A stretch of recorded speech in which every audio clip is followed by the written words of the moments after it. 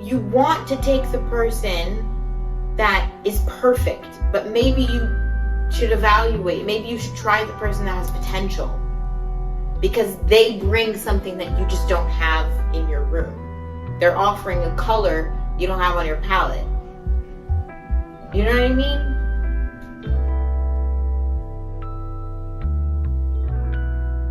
It's much better for you to say no to agencies and not have one than sign with an agent that is not right for you. But I did like her.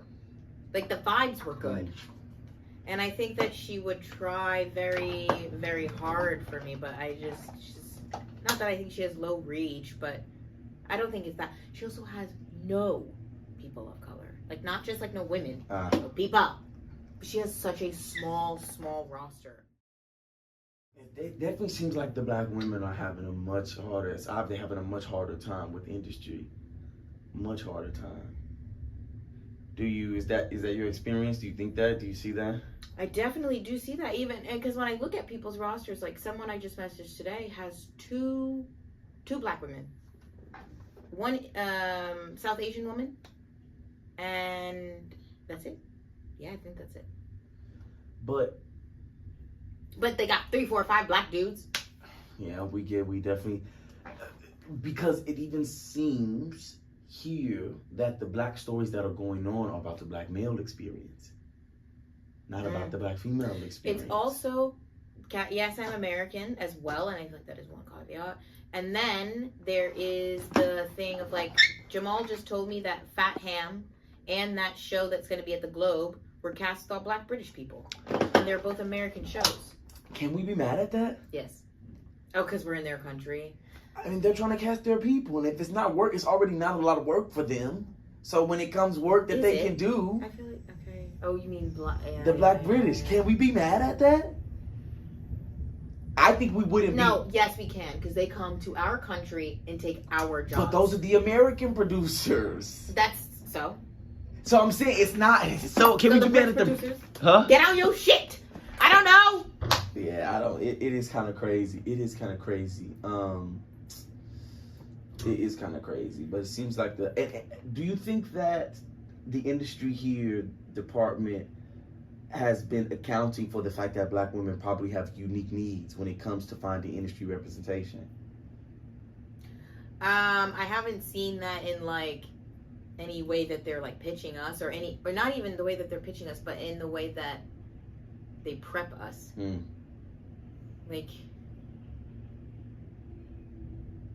Like I think about the women of color that are signed look like little kids, and so I feel like, and there's nothing wrong with it, but I feel like maybe there's something to be said about, like, I don't know, this idea that if you're a more mature black woman, there are less spaces available for you. Because if you're younger, you can kind of default white, that youthful innocence that like white women are kind of given for free. Young black women can slide into that. So if the breakdown says a white girl and you bring in a light-skinned, young-looking, soft Amanda Steinberg, maybe they'll reconsider. I don't know. Am I being crazy? Not at all, Fran. Not at all. We dove right in. We did. We dove right in, which is great. But one, I'm also naming names. Is that okay? Huh? Sorry. It'll be fine. Whatever, like I said, when I begin to edit things, I'll definitely. So again, I want to explore the experiences of people of color at drama school. Simply, I don't think that it's that important that this particular drama school be named, because I think this is not anything that's specific or unique to this drama school. Not at all. I think that it can speak to probably drama schools across the UK and drama schools in the West. And so I thought that. I will argue that I do think, and maybe it's died down, maybe I just missed the wave in both markets. But I feel like in the US, there was like a pull for people of color And even the agent that I met with yesterday said, she was like, oh, I feel like every time I go to like approach an actor of color, they're already signed. And she was like, usually they're the ones that go fast. And I was like, well, I've definitely noticed, at least within our graduating class this year, 2025, it kind of flipped back to the standard white male first, then black male, then anything in the global majority male. When did you feel like that became a trend, and when did you feel like it began to shift back? When what became a trend? That people of color were being... That's what I was noticing in New York. I mean, because I was working in New York before I started school. And so I had one good year where I didn't have a day job or anything. Like, I just lived off of my art. And this was around when? This is 2022. So this is post George Floyd. Post George Floyd and pre SAG strike. It was like, it was amazing. I had there were weeks I had 6 auditions. And I don't know what flipped. I don't know if maybe now people are too bold, and you see that not just within the entertainment industry, but you see that within the political climate, where we have gotten as a people of color, as a people of not elite 1% wealth class, have gotten too bold, and you're seeing that kind of trickle everywhere. It's not just in the U.S. It's not just. Even in the UK, I'm hearing all the time that people are like, the Labour Party isn't the Labour Party anymore. And that the current Prime Minister is kind of just like a sitting duck. And all of the action plans that he had intended of taking, hasn't done a single one of them. And they think they elected him, last year? And it's all across Europe as well. I think it's interesting. Very interesting. So wait, you were working quite a lot in 2022. So what made you decide to go to drama school?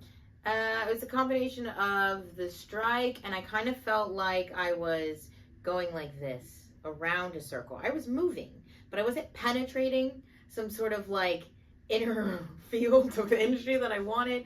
And I was only just starting to get in rooms with certain casting directors, and I was being called back. I was making reports with certain casting directors, and I found it started to feel like I was in this pattern of audition, callback, audition, callback, audition, callback, callback, callback, callback, and not booking. And so I was just like, what is happening here now? I wanted to reevaluate my process, and my acting coach she still is an acting professor at NYU. And she was saying that there's like this little bubble that some of the more like prestigious drama schools have that allow you to kind of penetrate what you're talking about, because you get this like kind of reputation, this level of respect, you get this credit for being at this upper echelon, this prestigious drama school. So I had just applied to NYU because that was the school, that was where she went, and I made it all the way through. But I didn't get in the first time. And then the second year, I had applied to NYU and Juilliard. And I had gotten through callbacks at Juilliard. I went from 200 to 9 people on the first day. Like the first cut was like from those 200 to 9. That was the first cut. Which is insane to me. And then after that, I was really disappointed by that. And funny enough, I was like watching some video on YouTube, and this girl was singing in her bathroom, and it was okay. And then it like cut to her being at Guildhall for 6 months, and it was the stark difference. I said, what the hell is Guildhall? So then I looked it up, and I was like, oh, it's drama school in the United Kingdom. I don't know why I'd never considered the United Kingdom. So then I Googled what is the best drama school in the UK, and Lambda came up, and they were still accepting for their incoming class, and I auditioned. I got in. And that's how I ended up here. So you found Lambda and you got in. Yep. What were your expectations of the school, the people, the practitioners before you came? Honestly, none. I guess that's not true.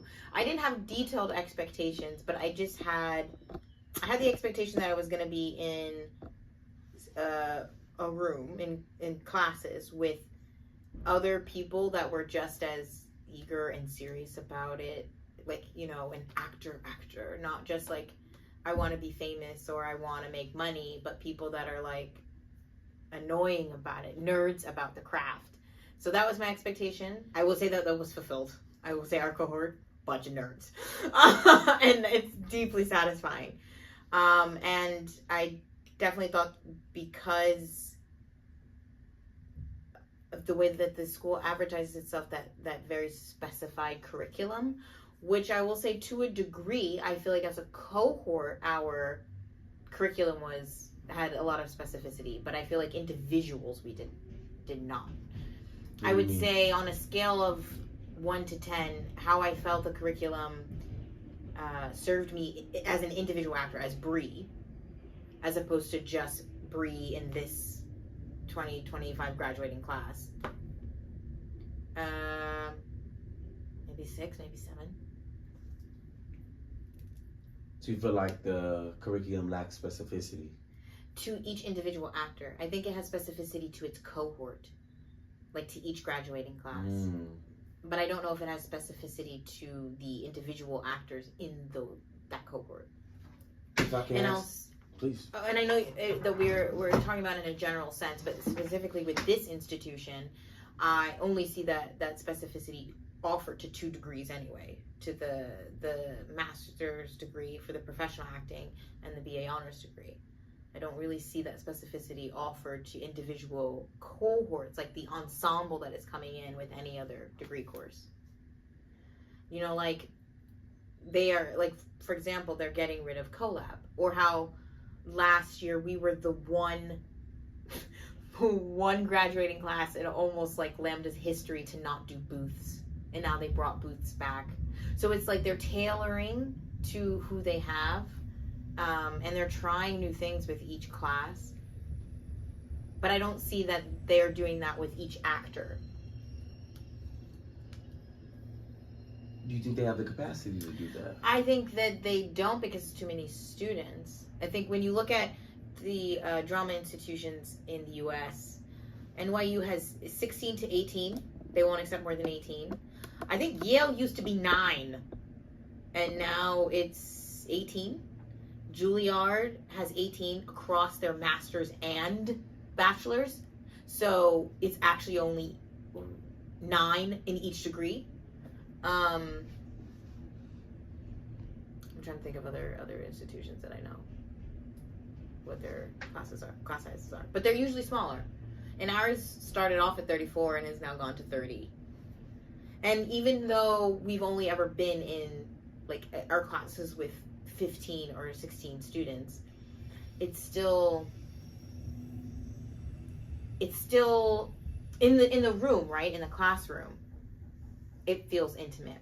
But when you think about that professor or that tutor that still has the other half of your cohort, that still has other course degrees that they're dealing with, you know, like think about the voice department. They're not just here for us, they're here for us, they're here for the BAs, they're here for the classical students, they're here for the musical theater students. And I don't know what improvements, like, do you accept less students or do you hire more teachers? And I don't know if hiring more tutors would help, because then you lose specificity in the curriculum because everyone's going to bring their own idea. Our institution is known specifically for having a strong movement department. When I think about other institutions in the UK that are known for having good vocal departments, like Patsy Rodenberg from, I don't want to say it wasn't RADA, I think it was Guildhall. Yeah, I think I run out of thoughts. No. Let me ask you this. Do you think that Lambda is a diverse school? In its student body, if diversity just means black and white, because we have a lot of white identifying students, a lot of black identifying students, but in terms of the peoples of the world, no. And definitely not in the staff. do you think that that's affected, do you think that affects the training? Has that affected your training? I absolutely think it affects the training.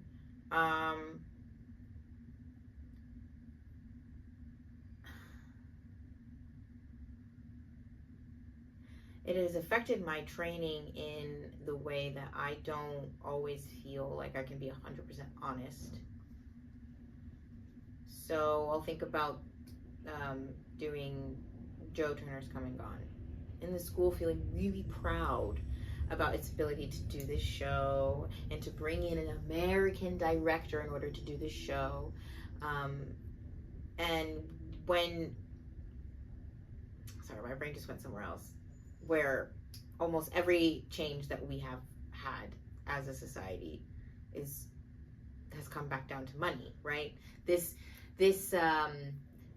desire for the school to bring in this show with this director is in order to appease a grant that they want to fulfill to bring in American directors. So it's like, until you affect people's pockets, nothing gets done. And that's why people call me radical when I'm like, just go on strike. The easiest way to affect any change is to just go to someone's wallet, because then they'll listen. So you don't think the school actually values equity, diversity, and inclusion? I do, because they see the benefit of valuing it. They see the monetary benefit of that value. And I'm sure that there are people here with their heart of hearts that genuinely want to see the improvement for the sake of improvement, for the sake of betterment. But I also think that there is a financial incentive. In what ways do you feel like, as a Black American woman, the lack of diversity in the staff and the teaching faculty has affected your training and your growth as an actor? Yes, so that's what I wanted to round about. My ADHD taking me all over the No, place. please. With Joe Turner specifically, I have now completed my education at Lambda only being in Black shows. I guess except for Lovely Bones. Lovely Bones was, what's it called? Reimagined casting, because that family is traditionally white.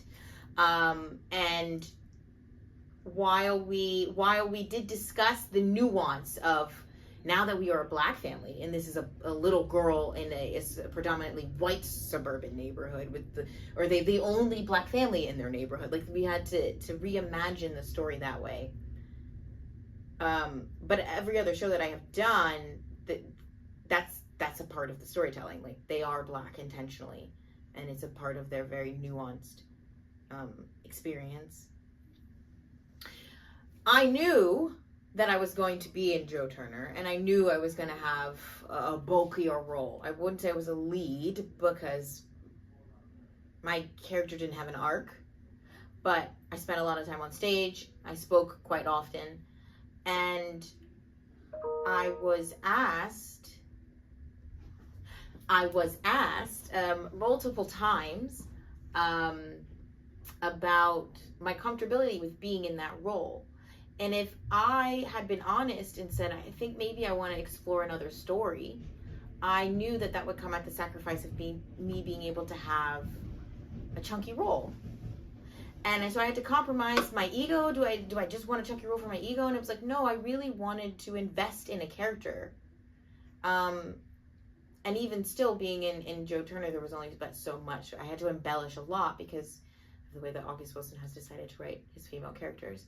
But that's another conversation for later.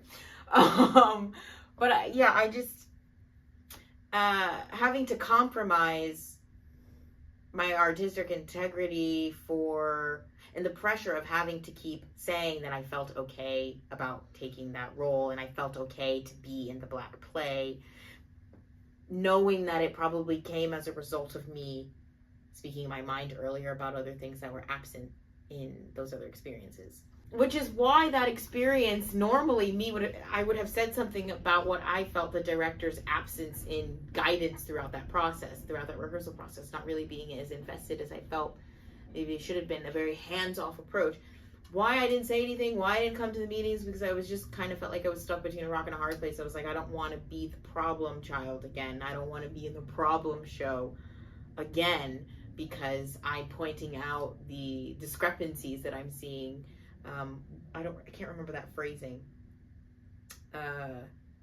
Between intent and consequence gap. Intent impact gap. Intent impact gap. I didn't want to point it out again. So do you feel like the quote unquote black shows tend to have more discrepancies? I think, and I say this now as a student president who's been privy to these conversations, these meetings, who's read the statistics that they report about their institution, you know, about how last year the BA course consisted of 45% global majority, with I think it was like 36% being international students, things like that. Being privy to that information. Oh, I lost my train of thought. If there are more discrepancies in the black shows than yes. all the other shows. Noticing what I think a result of the intent and impact gap is the fact that someone at the top who is creating these budgets, it's not trickling down because they're not there to understand how to account for it. And what I mean by that is, if you know you're going to do a show Saturday night, Sunday morning, that takes place in a hair salon, and these are black women who are not going to want to do their real hair every day because that causes a negative impact to our hair. We cannot put heat on our hair every day unless we want to be bald. Like we just can't. It doesn't work. Not knowing that on two ends, you have black women who the actors need to account for the fact that they don't want to do their hair, and then you have a show that takes place in a hair salon that is about hair. And not understanding that needs to be accounted for in the budget. That this particular budget will need to account for wigs. It's based off of the show you have chosen. Now another show will have different things you have to account for, right? Like Joe Turner having the sink in it. That's something in the budget you need to account for. But I'm sure someone in the executive level can account for that. But because it's made up of a majority white people and men, it's not something they're thinking about. And I don't hold you responsible for not knowing that, but I do hold you responsible for not looking at your room and seeing what is missing here. What perspectives do we not have? Why are we continuing to hire people that mesh well with us, as opposed to evaluating what we don't have right now, what we're missing at the table? You want to take the person that is perfect, but maybe you should evaluate, maybe you should try the person that has potential, because they bring something that you just don't have in your room. They're offering a color you don't have on your palette. You know what I mean? Do you think that they don't think about, are aware of that, and are intentionally not doing that, or do you think they're unaware of that? And if they're aware of that, why aren't they doing it? Right, because what we heard when the master's degree for the professional acting, for that course, when that course leader was replaced, and we inquired as, not just why isn't it a person of color, why not a woman? Anything. Why another white man? What was offered to us as an explanation as to why someone similar was hired in the position, why another white man was hired in the position, why not a woman, why not a person of color, was because of the pool of people that responded to their outreach. And I argue, what did that outreach look like? What terms were being used in that breakdown that would make a person of color or a woman of color feel comfortable, feel adequate, feel like they could apply and their application would be received? I think there's certain terminology that needs to be readdressed in the adverts that are going out for jobs. I think that, why wasn't it checked in-house first? We have women of color here, we have people of color here that can be promoted the same way that the former course leader was promoted. So why are we not promoting in-house, then going outward? The question was, is the institution aware? And I would say no. I don't think that they are aware of how unaware they are. And I say that respectfully. I think that there is, it's not for lack of desire, but there is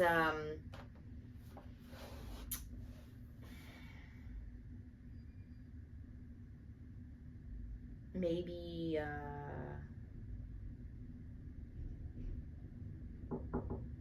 not an interest of going so far, like not an interest of really taking the leap, really evaluating what the actual issues are, because I think it might come at the cost of them. Meaning, if everyone in your board, and your board is only made up of 10 people, and you got all 10 people, and you need to bring in a person of color, are you firing someone? And I get it, I'll be honest, I wouldn't want to fire myself. I totally understand that.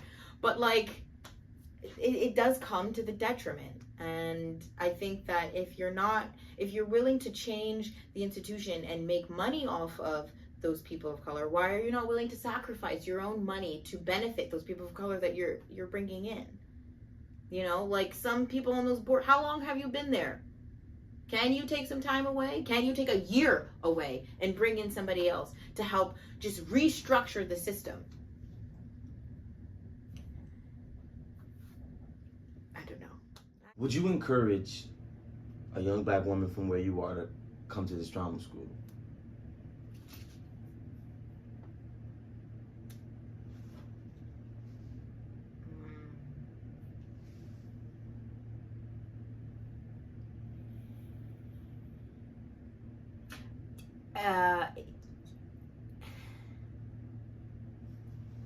I think they will benefit a lot from the reputation that Lambda has to offer. It's a give and take. What is your cost benefit ratio? Like, what are you getting out of what you are putting in? And I think, like anything, you will get more out of whatever you put in. And now I feel like I'm someone who's put in a lot, so I do feel like I've gotten a lot.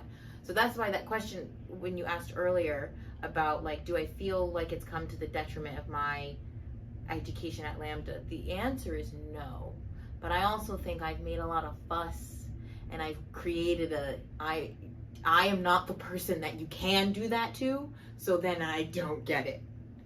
And so I feel like if you're gonna come here as any person, you just have to be willing to advocate for yourself. And I think you have to do that in any place. You have to do that whether you're at school, whether you're at a job, whether you're with your family, whether you're with your friends, in a relationship. You have to be willing to like lose something.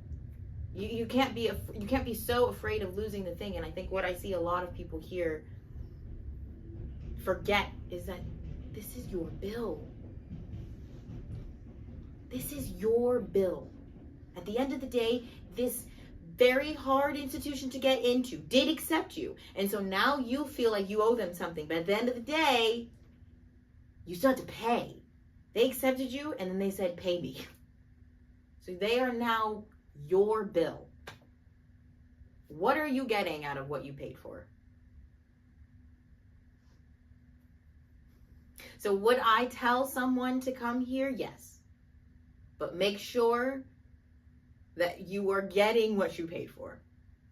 That you feel you're getting what you paid for. Even if you can't make strives for everybody else, do you feel like you got what you wanted? Would you come back to an institution like this to work?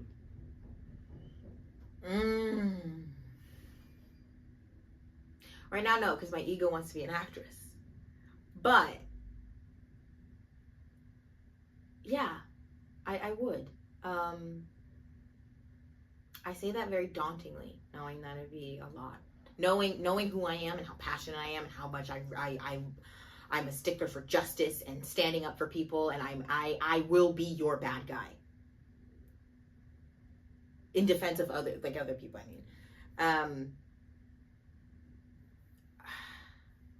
I'm just already daunted at the idea of like all of the things that would need to be, that I would want to fix, that I would want to address, that I would want to improve. and it's just exhausting. I'm already exhausted at the idea of it. Because I'm inspired by it. Like, I don't look at this particular institution and think that they are not capable of it, and I think that's what's the frustrating thing. Think of certain other institutions that I'm like, honestly, no, like, don't bother. Like, you're so deep in it that you'd have to burn everything down and rebuild. But Lambda, it's not for lack of desire. It's just, it is trying to walk in the dark. And I'm not saying that to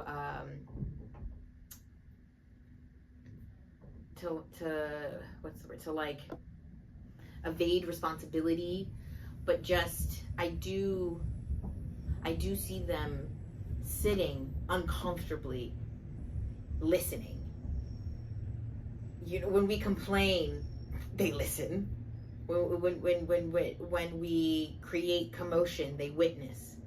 And I know other institutions won't even go past that part. They won't even let their students rant. They won't allow their students space to say how they feel, to call them out. And as disgruntled as Lambda is about it, as disgruntled as this institution is about when people cause chaos and make havoc, at least they stop. They pay attention to the havoc. They witness the temper tantrum, whatever you want to call it. Maybe they're just slow to move on addressing, but I don't think it's for lack of desire. I think it's just they're fishing in the dark. But at least they're fishing. I think we should. Come in. Look, I gotta You have another interview. No, I got to go. Oh, If you mind coming back. yes. Okay. Please. I would not say Because I feel like we only just getting started.